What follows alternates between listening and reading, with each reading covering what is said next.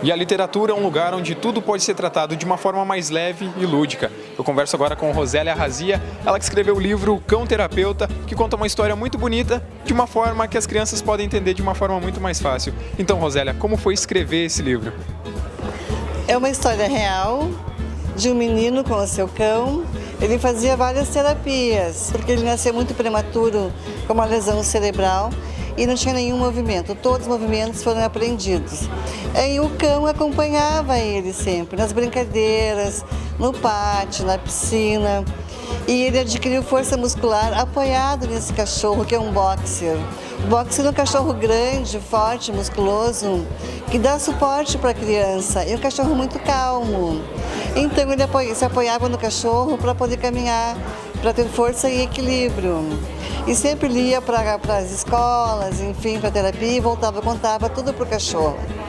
Que na escola todo mundo ia brincar, não convidavam ele, mas só para o cachorro. Eram super amigos. Depois esse cachorro adoeceu, ficou mais velho e não caminhava mais, teve uma doença degenerativa. Aí o Lucas que caminhava com o cachorro, que ajudava ele a caminhar, dava remédio para o cachorro, enfim, tratava dele. E quando esse cachorro morreu, foi para o céu dos cachorros, conseguimos um outro igual a ele para continuar com o tratamento, com as brincadeiras, enfim, de uma forma bem lúdica. Hoje tem a sinoterapia, que é uma terapia científica, que a professora Vanessa Peranzoni, aqui da Unicruz, faz com a EASA. Mas naquela época não tinha, tudo era muito intuitivo, a gente achava que dava certo, tentativa, acerto e erro. Mas deu certo, porque esse menino se formou aqui na Unicruz em Direito e já trabalha hoje na Unicruz com as limitações dele, mas ele se formou e ele trabalha. Então isso é um incentivo para as mães, para professores, para alunos com deficiências. Não pode marcar um tempo para começar a falar, para começar a caminhar. Tem que persistir o tempo de cada um até superar cada dificuldade, cada deficiência e estudar e se formar na vida. Olá, amigos que acompanham os canais da Unicruz. Estou aqui agora com o Jefferson Tenório. Jefferson, tu professor de escola pública e trabalha toda essa questão da narrativa dentro da literatura. Eu queria saber, Feira do Livro acontecendo, Estação Literária acontecendo, como que a literatura pode ajudar as crianças hoje em dia? Bom, é um prazer estar aqui.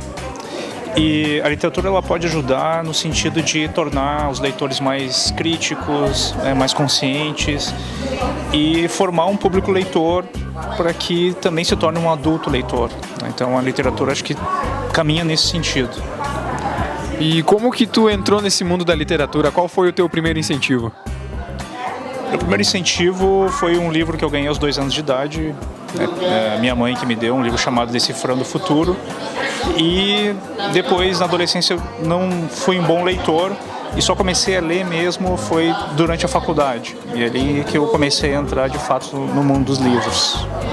Foi mais por leituras acadêmicas ou leituras de ficção, assim? Mais leitura de ficção, né? Eu conheci alguns professores na faculdade que me orientaram e disseram o que era bom, o que não era.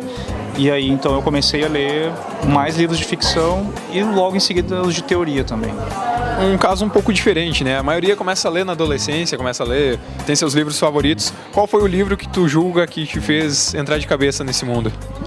Foram os contos do Rubem Fonseca, né? Porque até então a literatura para mim era uma coisa muito conservadora, antiga, e o Rubem Fonseca tinha uma linguagem mais coloquial, mais próxima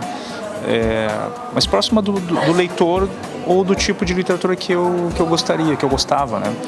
E também eu comecei a perceber que a literatura ela também pode ser outra coisa, ela não precisa ser uma coisa muito séria ou conservadora, né? E o Rubem Fonseca me ampliou, digamos assim, né, o meu repertório. E dentro do cenário atual, o que tu destacaria que pode fazer com que o pessoal mais jovem ou até mais adulto entre de cabeça na literatura? O que tu acha que é algo imersivo hoje em dia? Tu fala sobre autores? Bom, teria uma infinidade de autores aqui para indicar, mas eu vou dizer os que eu gosto de ler, né? Então, a Carolina Maria de Jesus, né, tem um livro chamado Quarto de Despejo, a Conceição Evaristo, a Cidinha da Silva também, E os clássicos, né? O Fernando Pessoa, Machado de Assis, né? O Cervantes também, com Don Quixote, que é um livro maravilhoso, é o meu livro preferido também. Então, enfim, e os contos, né? O Cortázar, Borges, né? Todos esses autores que eu acho que são fundamentais para a formação de um bom leitor. A gente, como web TV e sendo acadêmicos, muitas vezes a gente acha uma dificuldade em conciliar leituras acadêmicas e as leituras que a gente lê por gosto. Como que tu tentava conciliar isso no teu tempo de ensino? Eu procurava não diferenciar. Eu acabo lendo teoria como ficção, no sentido da leitura como estética, né? Da leitura como algo que me proporcionasse o mesmo prazer que a ficção.